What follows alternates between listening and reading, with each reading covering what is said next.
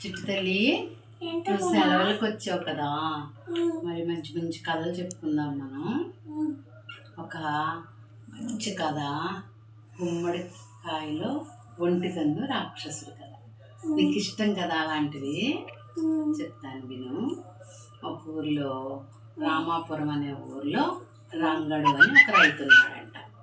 ఆయన చాలా మంచి వ్యక్తి, కష్టజీవి, శ్రమజీవి అనమాట. ఎప్పుడు విశ్రాంతి తక్కువ తీసుకునేవాడు, పని చేసేవాడు. అయితే ఒకరోజు ఎప్పటిలాగా తన పొలంలో బాగా కష్టపడి పనిచేసి పని అయిపోయాక అక్కడే ఉన్న చెరువు, కొంచెం దగ్గరలో ఉన్న చెరువు దగ్గరికి వెళ్ళి స్నానం చేద్దామని వెళ్ళాడు. వెళ్ళేటప్పటికి ఆ చెరువులో ఒక రంగురంగుల సీసా కనబడింది.